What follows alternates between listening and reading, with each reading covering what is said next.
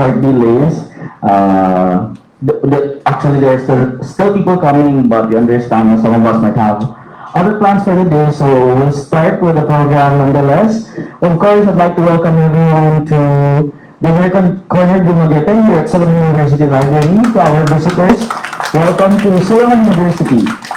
And also welcome to today's forum for community youth leaders in celebration of the International Youth Day 2022. My name is 𝗖𝗲𝗱𝗃 and I will be your moderator for today. Nakatanaw ba ang tanan?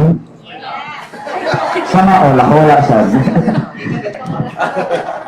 Anyway, since we had a little bit of delays already, let's start with the program proper right away. I request everyone to please stand for our invocation and pambansang awit. Thank you.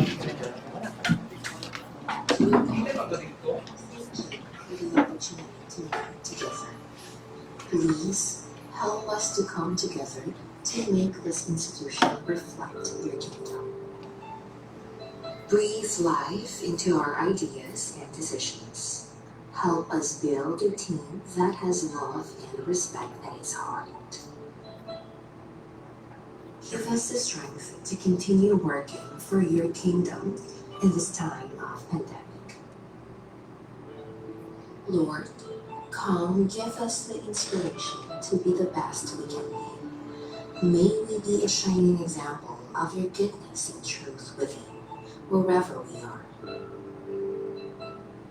Inspire our thoughts, discussions, and ideas, and continue to remind us that all that we do here today, all that we accomplish, is for the pursuit of truth for the greater glory of you. We ask these things in your name. Amen.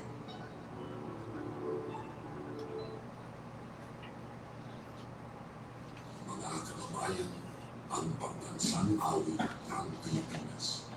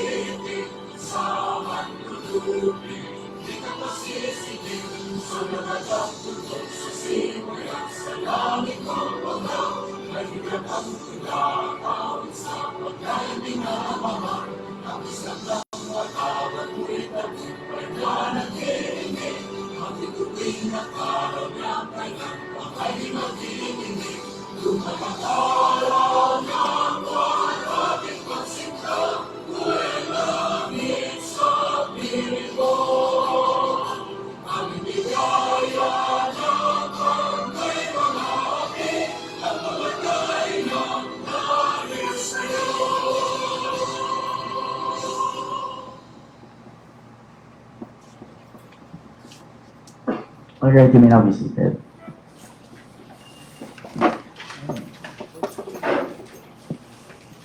Alright, so once again, I would like to welcome you to today's forum for community youth leaders in celebration of the International Youth Day. Before we formally proceed with the program, allow me to give you a background or introduction about today's event. So today's event is an in-person convention for youth leaders, advocacies, and their stories of success. So we will be hearing from 3 successful youth advocates and youth champions, and this is part of the thematic programs of the U.S. Embassy that are happening every year in August. The International Youth Day 2022 aims to amplify the message that action is needed across all generations to achieve the Sustainable Development Goals, or the SDGs of the United Nations, and leave no one behind. It will also raise awareness on certain barriers to intergenerational solidarity, notably ageism, which impacts young and old persons, while having detrimental effects on the society as a whole. Today is an initiative that honors the traits of young people like ourselves, and that acknowledges the challenges that today's fledgling youth face. To support the elimination of these issues, it is important that the youth is able to reach the right resources for education, well-being, medicine, and more. Alright, I hope everyone's excited for today's forum. Thank you so much for choosing to spend your morning with us. rest assured that today will be worthwhile and it will be a great way to start your week. Now, to formally welcome us to today's forum, I would like to call on Ms. Sarah Angela Ragay, the Director of American Corner Dumaguete and the OIC University Librarian of Silliman University Library. Let us now give her a warm round of applause.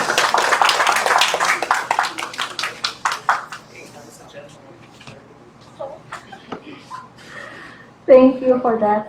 Good morning, everyone. Good morning to our dynamic and remarkable resource speakers, to the youth leaders, soon to be leaders. Are all leaders here, or there are soon to be youth leaders? And I am pleased to welcome you all to this American Corners International Youth Day celebration with the theme Upholding Youth's Advocacy. This morning, we are privileged enough to have this activity of 𝗖𝒄𝒁, wherein we will be able to listen and learn from these exemplary leaders, who are not just leaders but are also founding leaders of the organizations they are in right now. And as you all know, they have organized exemplary activities and programs that has great impact to the society and the community as a whole, not just in Negros Island, but also as to the national ground. They are good leaders which we can emulate and we can look up to. So I welcome you all once again this morning's event. Listen, learn, and enjoy. Thank you.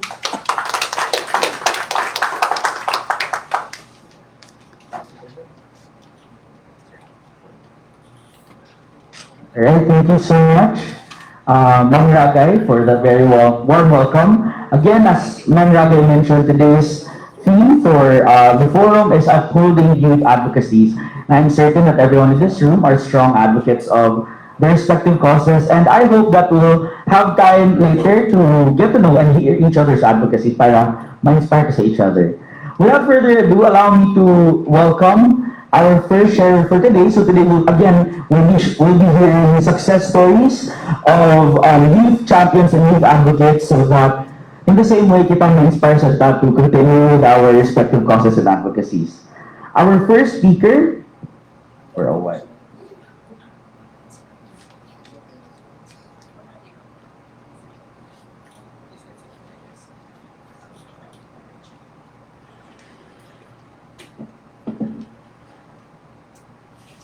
I'm having technical difficulties, hindi ko makita. Okay, found it. I'm sorry. Alright, so our first sharer is a professional English teacher, a theater actor, a freelance events host, and an active youth advocate. Based in Dumaguete City, Negros Oriental, he formerly worked as a senior technical assistant and project coordinator for youth leadership at the Youth Formation Division, Department of Education, Central Office. Currently, he is a full-time instructor at the Silliman University Senior High School Department. He graduated at Silliman University in 2015 with the degree in Bachelor of Secondary Education, major in English, magna cum laude, and serving as a student government president of Silliman University in his last scholastic year. He was awarded University Honors and was given the distinction as a 2015 Most Outstanding Student of the Year of Silliman University. On the same year, he also led the Negros Oriental League of Student Governments as the president. And in 2013, he was elected governor of the College of Education Student Organization. Shortly after he graduated, he represented Region 7 and became a national finalist and regional awardee to the 2015 search for the 10 outstanding students of the Philippines. An advocate for community youth development, ever since his college years, he became an academic fellow to the Young Southeast Asian Leaders Initiative, or YSEALI, in 2017 Spring Academic Fellowship for Civic Engagement at the University of Nebraska.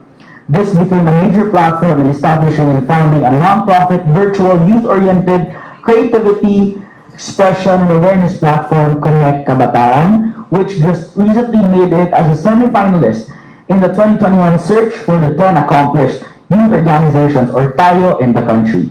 Ladies and gentlemen, and everyone in the gender spectrum, please help me welcome Mr. Hanz Denzil Villahermosa. Hello, good morning everybody. I actually prepared a slideshow presentation. It's around 40 slides, but then Kuya Dennis here did not prepare anything, so I decided to just let go of the slideshow presentation. Just to be fair, not to everybody here in the panel. Okay, so kidding aside, once again, my name is Hanz Villahermosa. You can just call me Kuya Hanz. Dili pa ko Tito Hanz level, but I think very soon. No, it's either. I'm just joking. Anyway, so for this morning's sharing, actually I am very much happy to be given this opportunity to share to all of you. Now that we have returned back to the face-to-face setup, I'm so happy to see warm bodies in front of me. And actually, today is also the first day of classes in the junior high school department. I'm just also very lucky to not be given a schedule today for any face-to-face or synchronous session, so that's why I'm here. So I would like to begin this sharing by highlighting how our title for this morning's gathering really, for me, is something that is very important, I believe. When we say Forum for Community Youth Leaders, I grew up and I was accustomed into the world of student leadership, not very familiar with combining the words community and student leadership. Because before, if you're a student leader, your responsibility is within your campus only. And that's sometimes what we are usually accustomed to, right? I am going to ask the elected governor of my college, as the elected president of the student government, I am supposed to, number one, organize for the acquaintance party, but usually, number two, what's going to be the theme for acquaintance party, and then afterward, let's plan for the Christmas party, and then the prom, and then the year end, and then that's it, signing off, so on and so forth, with a long Facebook post. Diba? We always do that all the time, and then tag everyone you meet along the way. So I like how this is actually an opportunity for us to understand that being youth leaders, being student leaders in ourselves, we have a responsibility even outside the four corners, or how many corners you have there in your university or in your respective institution. So I would like to begin by sharing how my leadership journey in college and even afterwards started very unconventionally. When I was in elementary and high school, I was never the student leader in our batch, in any. I think the most I was elected to was Prince Charming. Just joking. No, but really, in high school, I was always, I am into performing arts. So I'm always the guy who sings in programs. I'm always the guy who does the intermission, and then that's it, period. Signing off. Diba? But then in college, this was when I was introduced into the world of leadership and community service. In fact, community service came first, and I would like to, of course, acknowledge it's because of this person here, Kuya Dennis, in 2012. Oh my gosh, I'm so old. Okay, a few years ago. So it was in 2012 when I became a founding member of Gaba-an Youth Lead, and it was because of Kuya Dennis and the rest of the people that I was immersed into community work. I wasn't even a leader back then. I don't hold any positions at all in anything, but I became a part of Gaba-an Youth Lead, and I got immersed into the beauty and the hardship of community service.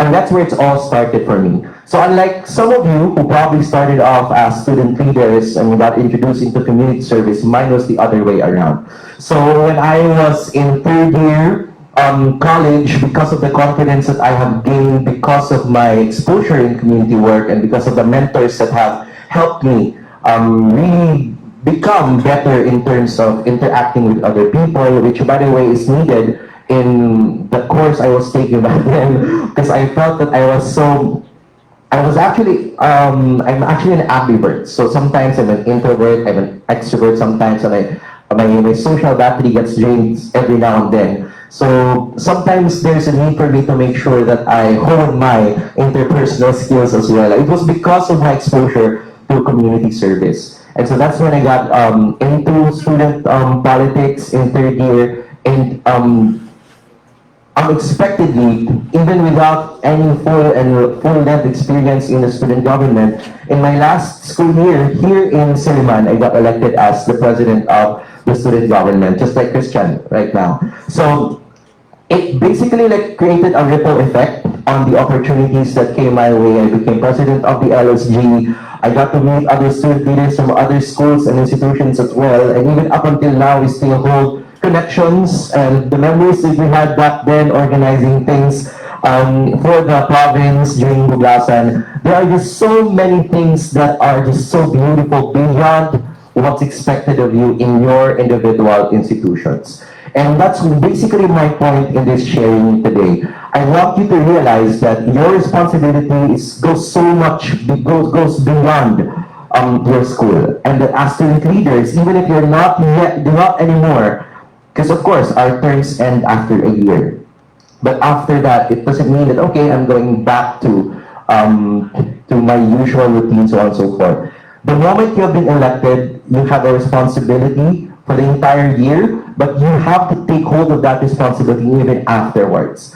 Because the moment you got elected, that means that people trust you. And even if you have delivered already, even afterwards, there is an unwritten commitment that you have, not just in your schools, but to the community as a whole.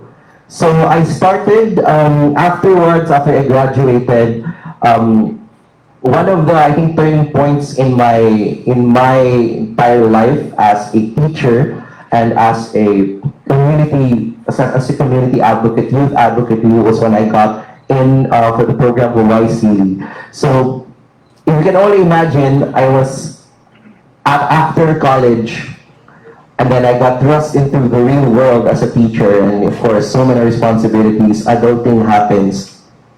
I got lost at some point. I didn't know where to begin after ending such, let's say, a tremendous run in college. And then now I think I felt that I had to start from zero, from scratch. But I think the very thing that led me to a clearer path and a better understanding of where I should be heading was the idea that I was given this opportunity by the people that have helped me ever since 2012. And then when I was elected, I became student government president, so on and so forth. All of these things, I think this was my way of giving back. And so I decided, even if I'm a teacher already, my community work should not end. Because one of the saddest things for me to witness are very active, dynamic student leaders in college just losing that spark when they are already in the real world. Because they feel that, of course, but we can't blame them, because there's so many factors affecting that. You get so overwhelmed with your work, so on and so forth. It's just saddening sometimes. And we see that all the time, Kuya Dennis, even in our organization, people come and go, and you sometimes you feel sad for those you know have the potential, but when they're already thrust in the real world, they somehow lose that aspect of them, that side of them. So one of the things I'm really passionate about right now really is focusing on how we can provide opportunities for young people to not just be student leaders, but advocates as well. Because I believe that if you're an advocate, you're 10 times a leader. You know, because you can always say we're a leader, but what's your leadership for? Is it for yourself or for others? The moment you realize that the position you hold is not just for yourself, but it's for others, then the power that you hold magnifies even better.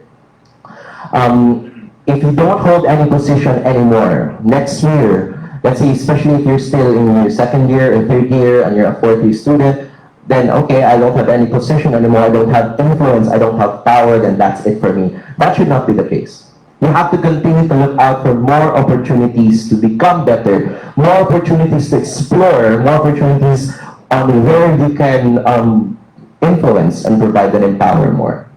So After a few years of really grappling with all of those issues and existential questions I asked myself after I graduated, what's my purpose? Where should I go? What's my future like? I decided to take control of my decisions, and I said to myself, I am going to look for people who's going to help me, and it's going to help me realize the vision I have for myself and for this community project that I am really dreaming of. KoneKabataan actually is a project that was already in the making since 2015, actually. Before, people would ask me as a student leader, what's your advocacy, Hanz? I don't know. I would say, Gaba-an Youth League.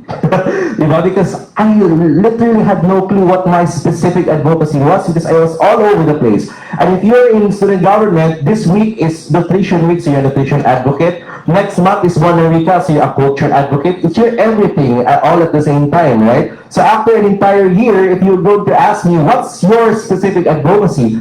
I don't know. It depends on the month. So it really took me a while to really think about what I would want to advocate for. And after a few years of really thinking about it, years, so I realized that my advocacy actually is my journey. That you can be anyone, you can be, even if you think you're not fit to be a student leader or an advocate, but with the right people, with the right experiences, with the right opportunities in your way, you can actually become a community leader. In my case, I never envisioned myself in this particular field before. I even thought I'd become a recording artist. No, I really thought that's my dream when I was very young. But then I realized that because of the experiences that led me to this very day, all of those hardships, all of those days that we'd spend under the scorching heat of the sun, organizing things, sleepless nights, so on and so forth. It's the beauty of community work. It's the beauty of community service, the fulfillment you get when you're interacting with people who share the same passion as you. That changes your perspective. And it even led me to becoming, I believe, a better teacher. Because now I understand where people come from. Now I understand the struggles of some of my students. And I became more empathetic because of my experiences in community work and service.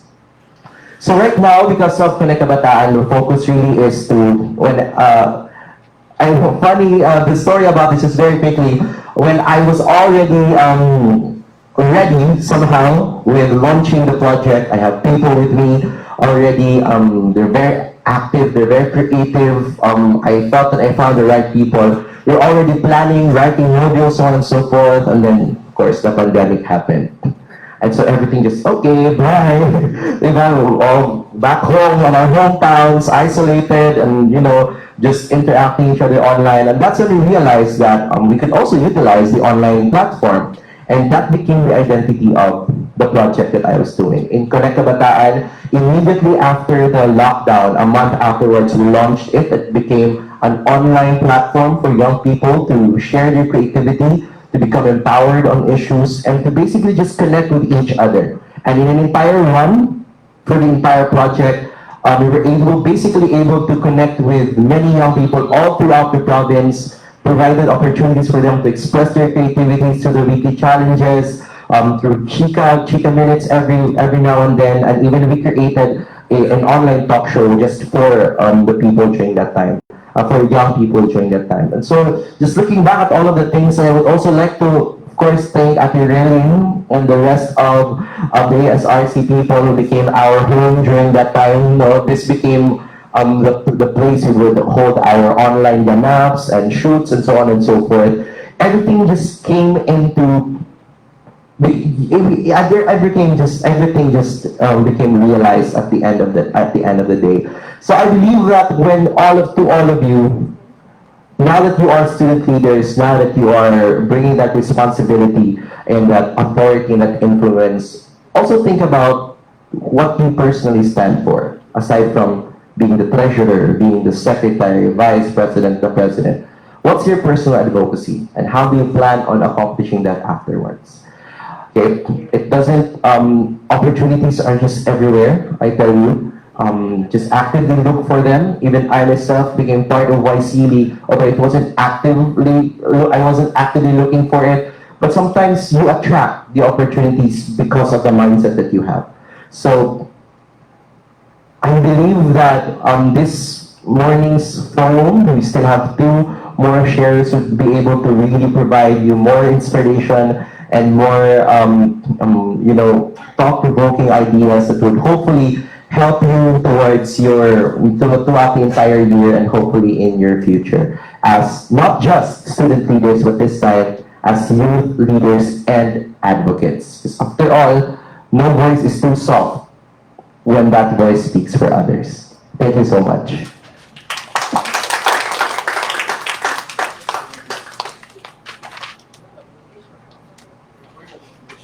Alright, thank you so much, Sir Hanz, for that very inspiring sharing. I would like to echo what Sir Hanz said na more than being student leaders, we should also be youth advocates as a whole and community leaders, and that our roles as student leaders really go beyond really go beyond the classroom. So ready pa ka for another sharing? Must to be more inspired, alright? Without further ado, allow me to introduce our next sharer for this morning. So our next speaker is a 26-year-old native of Bacong, Negros Oriental. He finished his elementary education at Isugan Elementary School as the class valedictorian in 2008. In 2012, he graduated at Negros Oriental High School as the Outstanding Student of the Year and Outstanding Leader of the Year, ranked 10th in his batch and received various recognitions as the President of the Student Government at MOHS. He received his degree in BS Education Physical Science at Silliman University in the year 2016 as a scholar of the Department of Science and Technology. In the same year, he passed the licensure examination for teachers. Right after college, our next speaker took his master's study at the University of San Carlos, Cebu City, and he earned his MA in Science Education major in Physics in 2019 as a scholar of the National Consortium in Graduate Science and Mathematics Education, Science Education Institute of the UST. He has represented the Philippines in the 2018 Phnom Penh, Cambodia in the ASEAN Regional Workshop on STEM Education, organized by the U.S. Department of State, U.S. Embassy Phnom Penh, through the Young Southeast Asian Leaders Initiative, or YSEALI. He has presented his papers internationally and locally, and he also has local, national, and international publications. Recently, he has completed professional certificate courses at the University of the Philippines, Open University, Ateneo de Manila Institute of Science and Art, Learning and Teaching, Arizona State University, and Agricultural Training Institute. At present, he is the director of Project Steamify, a project funded by the U.S. Embassy Manila through American Corner Dumaguete, and he is also a module writer and lead teacher of the Silliman University Alternative Learning System.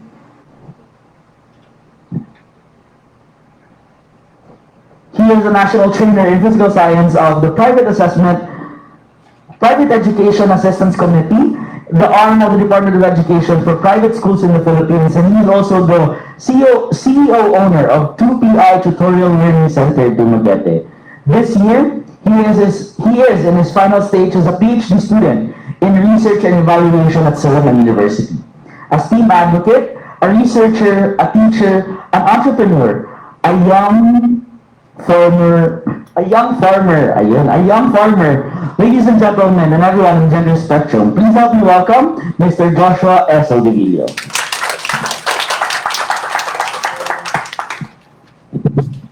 Okay, may buntag sa tanan. How are you? Okay, bye. How are you guys? Itugnaw na mo? Yeah, welcome to America. Alright, so greet the person beside you. Say good morning. Hi, how are you? Oo, sige. And maybe you can also say 3 positive words to your seatmate. Kayo din, Sir Danny, say 3 positive words. Oo. Oo, I like your hair, I like your kilay. Oo. You look good today. Alright. So, firstly, I'd like to thank American Corner for organizing this forum, and I'd like to acknowledge as well my colleagues in the university, and of course, fellow leaders, no? Sir Dennis and Hanz. Of course, Ma'am Relene, good morning to you, and of course to the leadership of the university library. I don't know where to start really my sharing, but perhaps I'd like to share to you some insights that I have gained in my young experience now when it comes to leadership.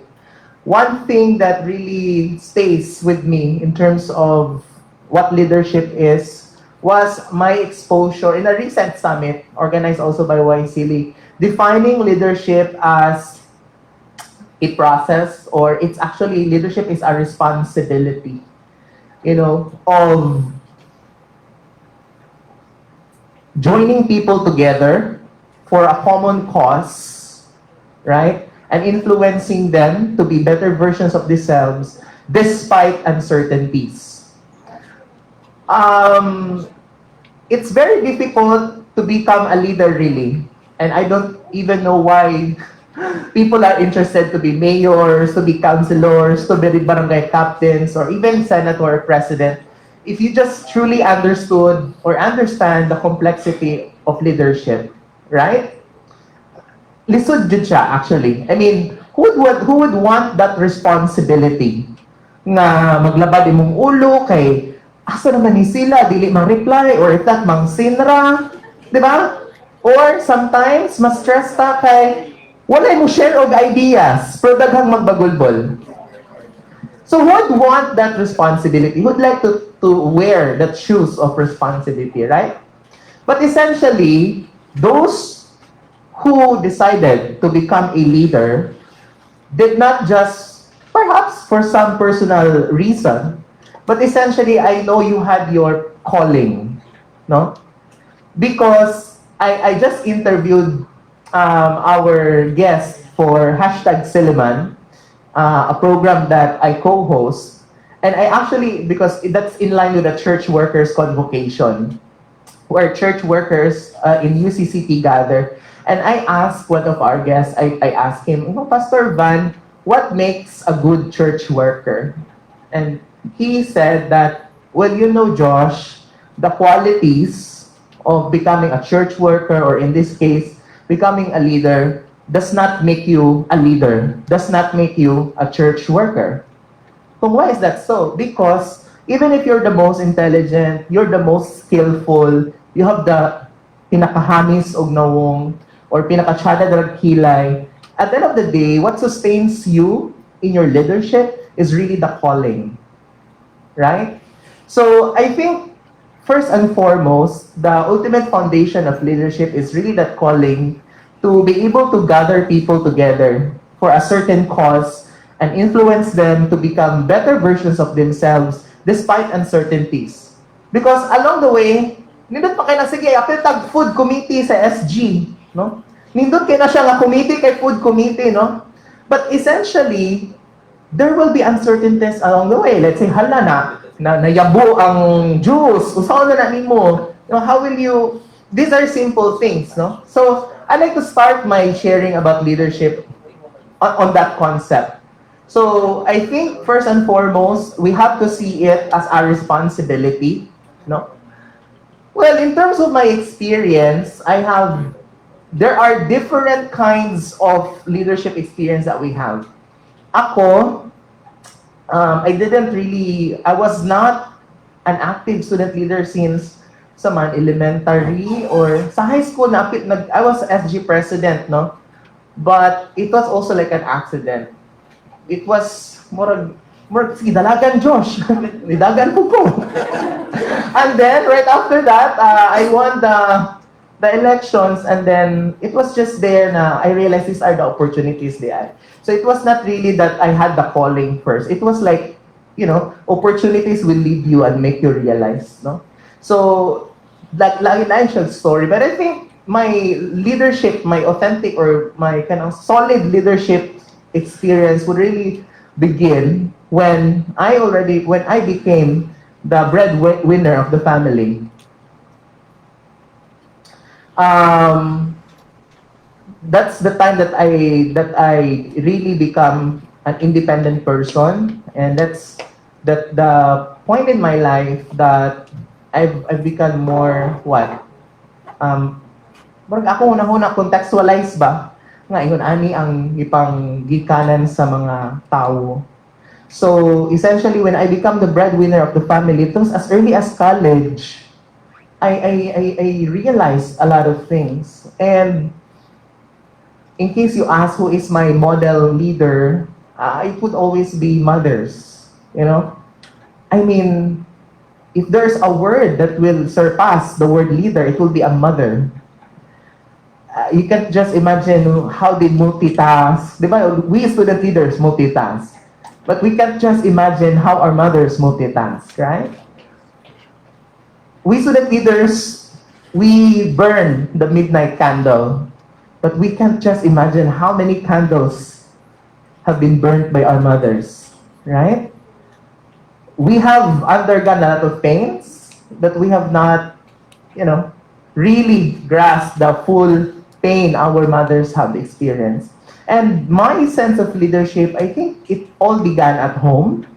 And that's why I really make great connections with our neighbors, because I know how is it to be in a family that's extremely challenged, just making sure that you survive for the day. And that's why when I got here in Silliman University, when you have opportunities to be a student leader, when you become an opportunity to lead an organization, my linkage always would be the community. Because I know what it feels to be there. I know how it feels to break this. I know how it feels to essentially, mafeeling mo nga walay opportunities, because I came from a rural area. And right now, my advocacy centers around education, particularly STEM education, because I learned how powerful education could be to empower you. And as leaders, especially that, you are not only ordinary student leaders, but you are extraordinary. Kay nabot mo diri sa American Corner. Kaning American Corner, daghang kay opportunities, diba? Sir Dennis, Sir Hanz, daghang kay opportunities diri. You can talk with Ma'am Relin later on. So, my work now is more on education, empowering communities through education. Ang education, manggod, importante kayo siya. Number one, in terms of economic, I want to be very practical. In terms of economic aspects, no? Sa Pilipinas, wala dyan kay education degree, it would be very difficult, the probability of becoming mga Steven Jobs, mga garage startups, that will be around 0.0001% chance of success. But as a lay, we really need that education, especially in our context in the Philippines. And whatever kind of advocacy you are actually pushing forward, either it's youth, either it's about gender equality, either it is environmental sustainability, everything actually begins with education. Because that is part of the sustainability measure of any programming. So if that person or if your group does not really understand what you're pushing forward as an advocacy, then you will not actually be able to really achieve that objectives, no? Because at the end of the day, it's really the power of education. And empowered people empower other people. So that's the kind of chain that I want to make. So right now, I'm working with professional teachers, because a big part of our communities are actually schools, right? Nantawag na gud sa effect pagbalik sa school, traffic, di ba? Naka-impactful ang schools, right? In terms of economy, daghang kayong na-shutdown nga schools po actually during the pandemic. And a lot of economic activities have been subsequently affected. That's how powerful schools are actually. Now, in terms of our ranking, in terms of quality of education we have, in the recent PISA, Program International Student Assessment that we have, we actually rank at the bottom, 66 out of 67 countries. You know, in terms of science and mathematics.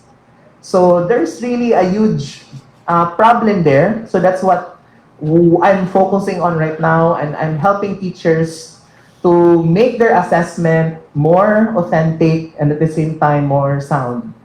Okay, you know, in the 21st century landscape, those multiple choice tests may be still important, but at the end of the day, it's more on the value beyond school. Kisa na yung mga college student, raise your hands. Obe, sa may real life application of 𝗙𝒄𝒄𝒄𝒚, no be? You tell me.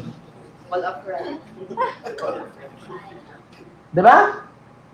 So that's one thing, that what are we doing with our learned concepts in school? How do we make sense with that? So that's the kind of advocacy right now that we're doing.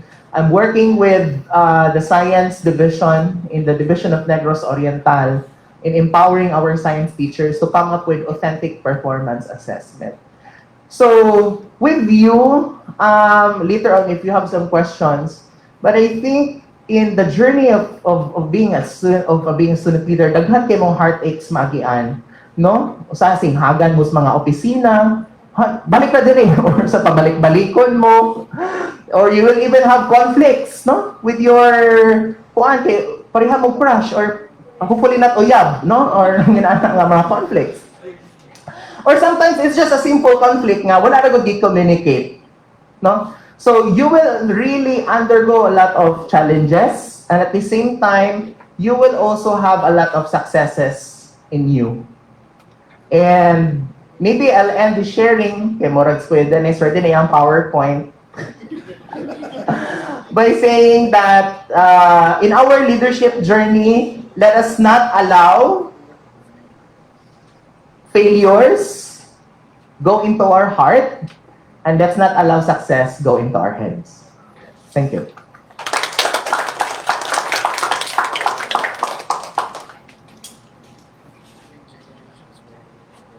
Alright, thank you so much, Sir Josh. I hope mas na-inspire ko niyo. And I know na, as Sir Josh mentioned, failures in student leadership, or leadership in general, are very normal. But I hope na these failures don't discourage us from continuing will not stop us from continuing doing what we do, right? And of course, we're down to our last share for this morning. Okay pa bang tanan? Okay pa? Alright. So, allow me to introduce our next sharer for this morning.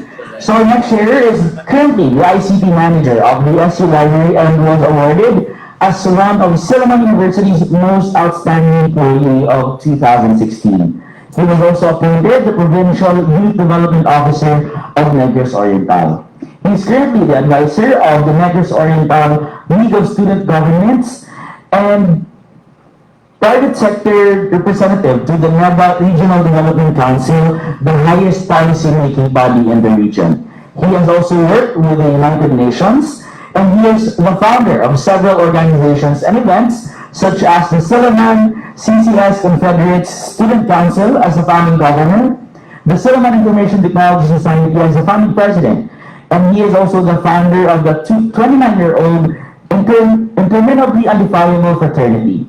He was also the founder of the Silliman Founders Week Hibalag Booth Festival and the founder of New Ground Events. Lastly, he was also the founder of the Department of Education's Mission of Heroes Youth Formation Summit, and lastly, July, the founder of the Gaba-an Youth League. The family is one of only 9 families in the Philippines awarded in the 7th Family Values Awards. He was also awarded the 2012 Parangal na Mga Bayani as Youth Champion of the province of Negros Oriental.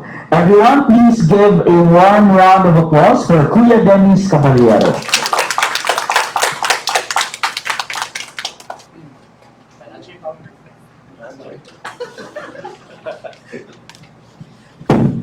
Happy International Youth Day, everyone. Wala ni tingog. Kung events pa ni Caballero Hanz lang, awardan na. Anyway, let's greet each other atong mga kapad. Happy International Youth Day. Actually, we celebrated it on the 12th, but we are celebrating it today. Yan.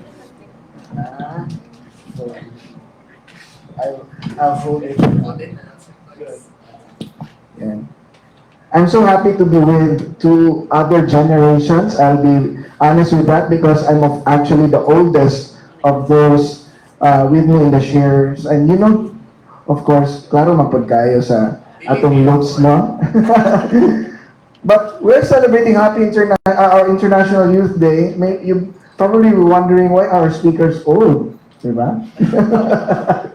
It crossed my mind when we organized this with the American Corner. Let's give a round of applause to the American Corner and to the library and of course to Ma'am Raylene for spearheading this one. So we did not appoint ourselves to be speakers. It was Ma'am Raylene who suggested that we will be the one to share this morning. I have an outline actually, then these two other gentlemen shared.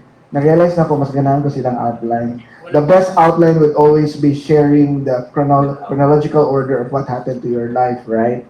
So thank you for that insight that I'll be choosing to choose that outline this morning. So I'm so also happy, allow me to give you preliminary greetings muna. I'm really very happy with what their stories spoke about because looking at you now, it is the same pattern from what we have in front of us, the League of Student Governments. We have other friends from other universities joining the League of Student Governments here, and nagali diri mismo ako anak is still in elementary as one of our participants, no? Joined by other GYL kids, kaya nag-imbento mamig GYL kids. Ano GYL kids Hanz karon, no, di ba? Ano yan na Josh, di ba? And also napod mga from other universities. So imagine I'm 40 years old. You-mention mo yung Joshua kanina yung edad, 26 years old. So naraming nga sa pressure Miss Vital Statistics pero sunod ani karon. I'm turning 41 already. I'm proud to say I'm still with the youth today. I'm really very proud of that.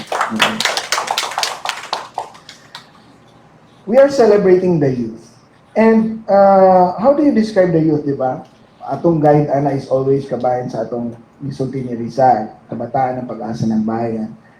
We've always improved that statement already in GYL by saying that ang kabataan na may mabuting asal, ang tunay na pag-asa ng bayan. Because how can one youth be the hope of our country if pariwara na siya, if napabuyag sige, or wala na gyud pag-asa po mismo, right? But if you look at it in the context of talagang pag-asa, yeah, we say na dapat mabuti, mabait ang usa ka bata. Pero daghan din kayong trials relating to that. If we describe the youth, they are playful, right? Active, innovative, creative, what else? They can be young leaders if they want to choose that one. But there are also youths that maagyan na to ni tanan, where you're very much experimental, daghan kayong challenges, mistakes. We have also a lot of adjustments, and this includes also our voice. Kanang feeling nato paminawon bata or dili. Sa balay pa lamang daan, struggle na daan sa una sa among panahon. I don't know now. Most likely ginapaminaw na yun mo. Proud to say also in our family we listen to our kids. I have 2 daughters. And part of the story sa kabataan, because this is si Joshua ganyan nakatuwa na ba? Kulay na ba? Part of our cycle story of kabataan is also vices. Part of it will also be about being silenced at ang mga juvenile delinquency, crimes, about our self-worth. And ang feeling nato atong value of ourselves is very low, di ba? It also includes poverty, education, and even child labor and abuses para sa mga kabataan. So imagine everything in this paradigm, imo na consider in just the span of being an adolescent or the youth. daghan kayong bagay nga kinahanglan to i-consider. So mo na yung reason, it's easy to celebrate an International Youth Day when it's all sunny. But when you look around, dili pwede you'll turn a blind eye sa community youth nga wala makaon, wala kaskwela, wala wifi, wala daghan kayong opportunities nga wala. So this is where I'm anchored na up to today, I am with the youth. I am with the youth. SG is there, pero mayroon ta outside SG, unsa man yun. Because we belong to colleges and universities that sometimes we forget when we do advocacies, more for the advocacy of just that month or for just that day. And samot pagod mas maka heartbreaking is ang ato pong mga participants, dili pagod bagay, are not even linked to those advocacies we're talking about. Dagan kinanitabo, admittedly in Silliman, maraming nangyaring ganyan. But I don't blame them.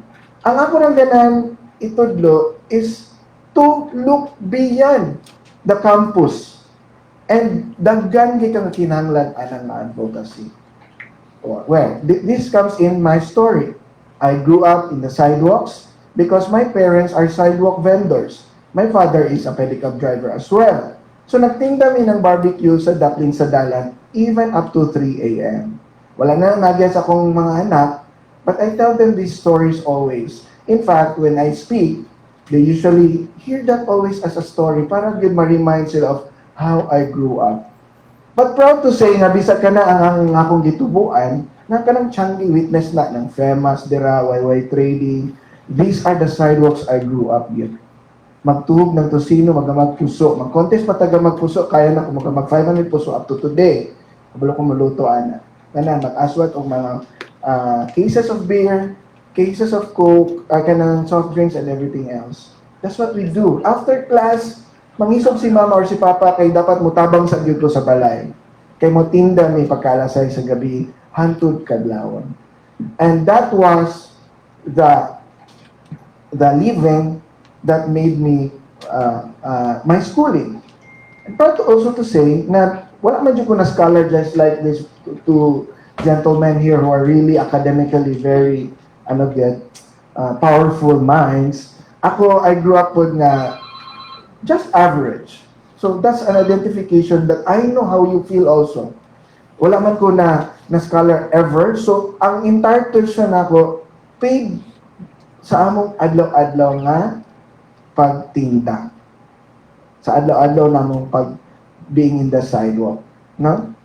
And I was schooled in Don Bosco, so dapat full tuition.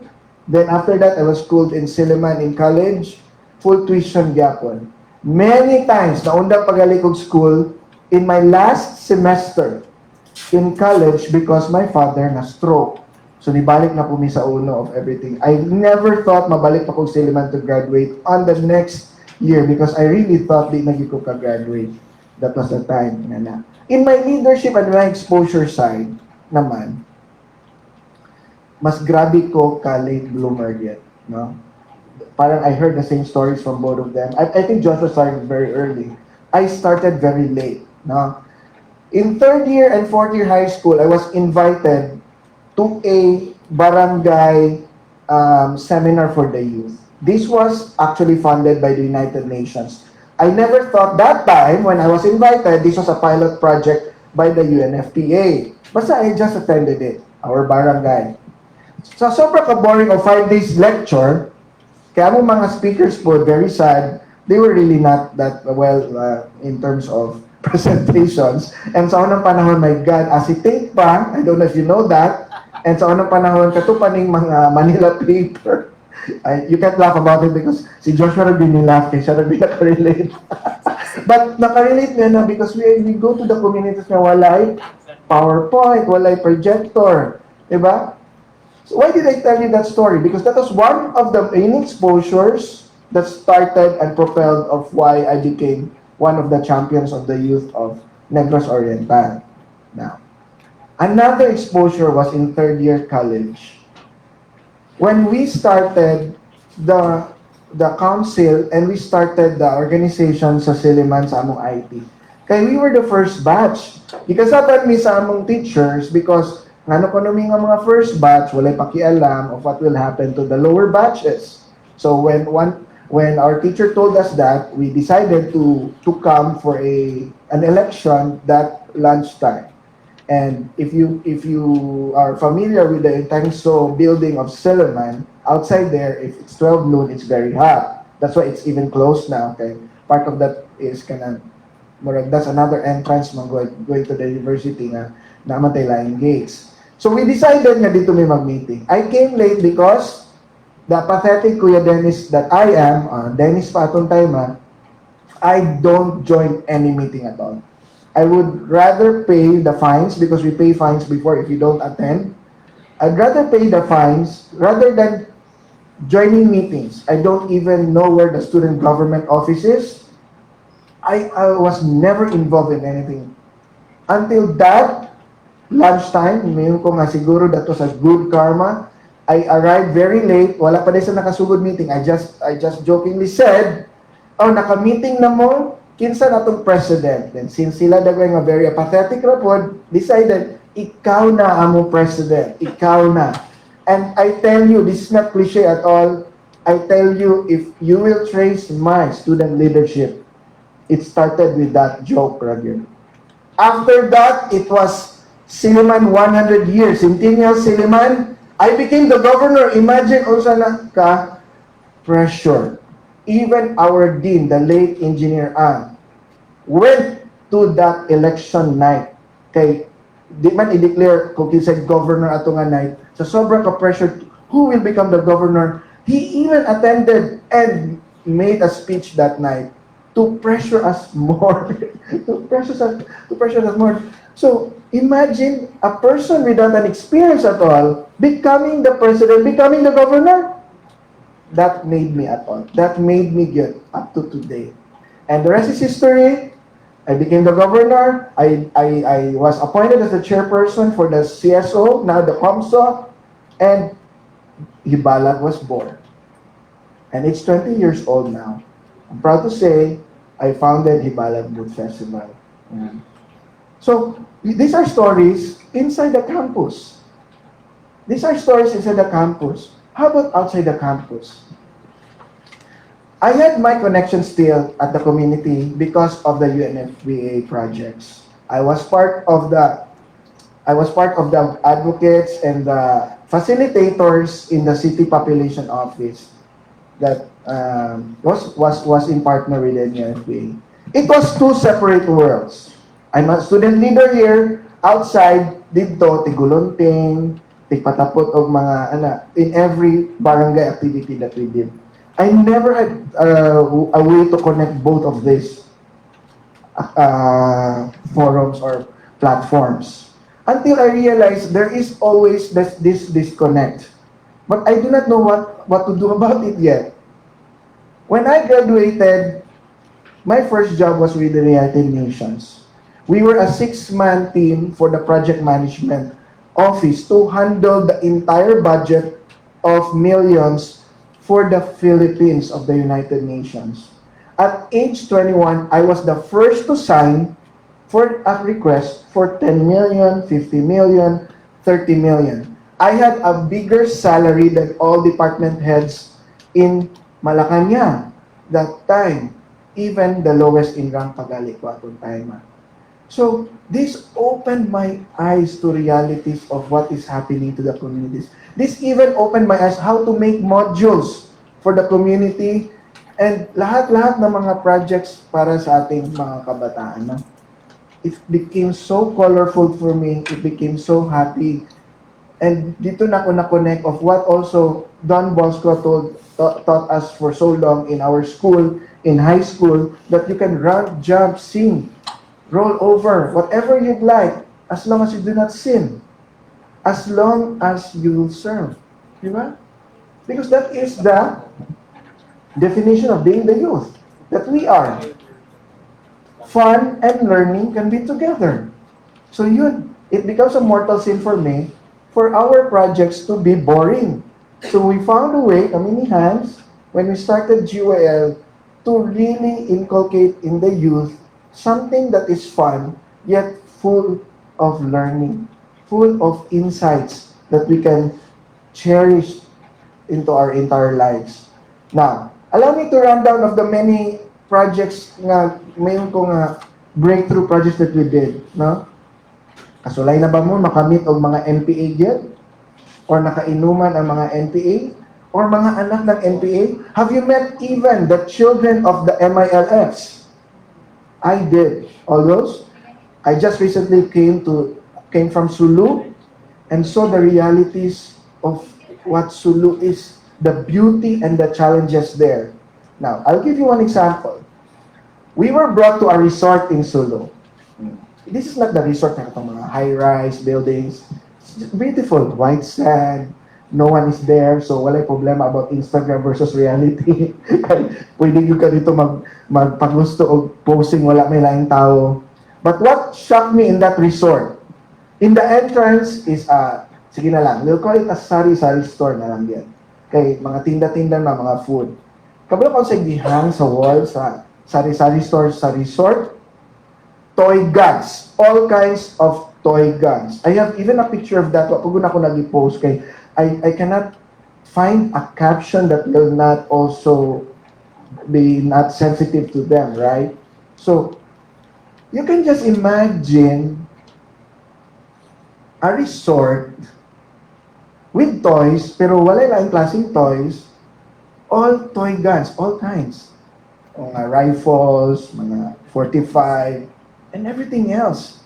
Why would a beach resort sell those? So I asked the Marines when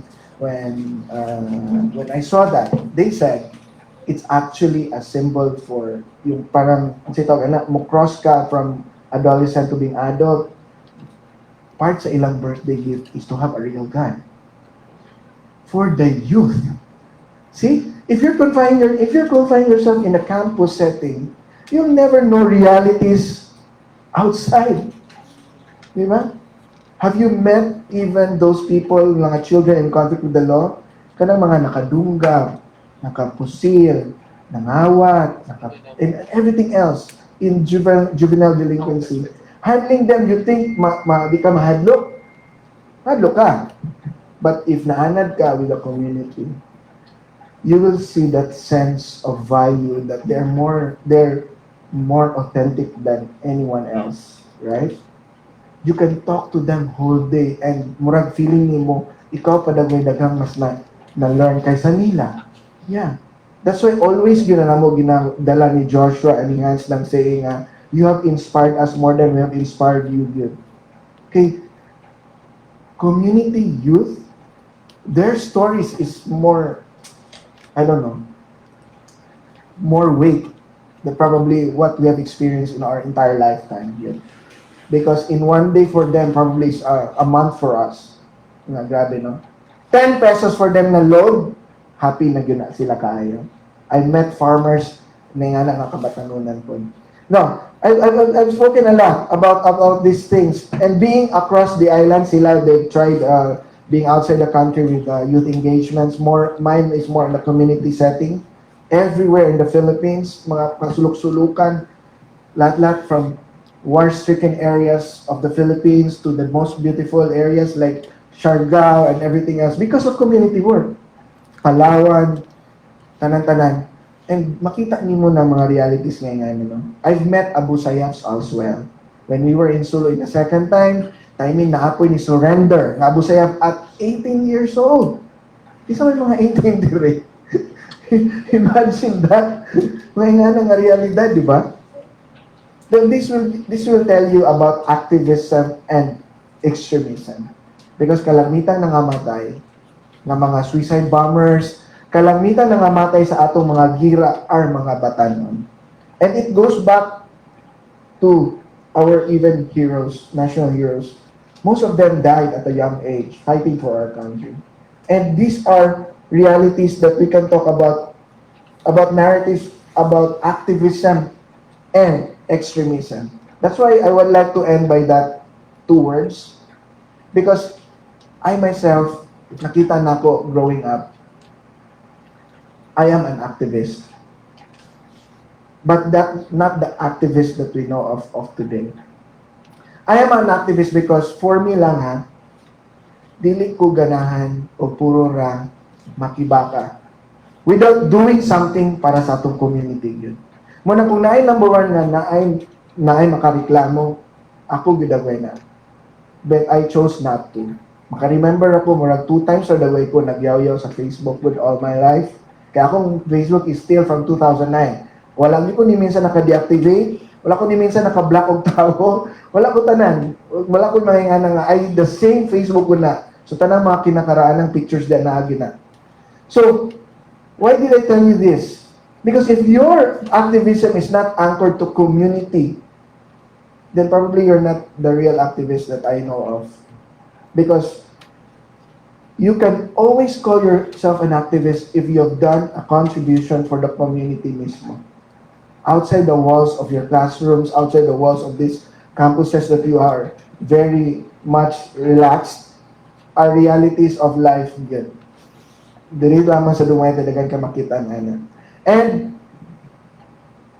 I composed a song entitled Inspiration. Nakahugot yan sa paniniwala ko rin na if you listen to the lyrics carefully, you will see there part of the first stanza is yung mingon ka nga, paano ako magbabago, karapat dapat sino? These are questions kamo mismo are always asking yourselves every day, no? Kaya mingon man ta, wala ko'y right mo contribute kay otro pug kong salawayon. Right? I cannot contribute kasi I'm not even doing well in school. But it's not. Part of that song, I realized thinking about it was, ako ay kabataan, ako ay sapat. Being the youth yourself, that is already enough. Because the blessings of God given to us are enough. It's complete. Di man incomplete nga, mas bless si Joshua, mas bless ko, mas bless si Hanz ba? No. We have different stories to tell, and these stories and these experiences that we have in our lives will be the stories we will bring that make you worthy to become the leaders that you are, to become the service-oriented youths that you are. So allow me to end this sharing of mine by listening to this song and paminawa jud ba ang lyrics. I hope you can identify yourself. And there is a resolution to the song. You just listen to the lyrics, the questioning, and the resolution of how you can help as a youth leader. Thank you very much.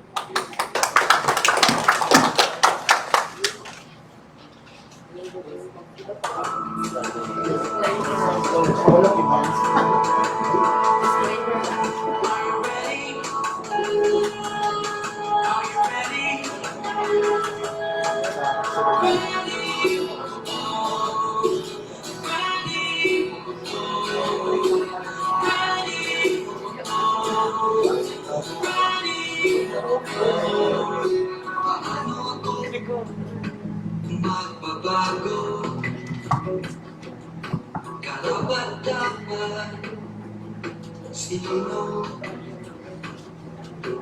Kakamali ako, kakamali tayo. Ako ay kabataan, hindi ba sapat? Gusto ko tumulong, gusto ko naging inspirasyon natin.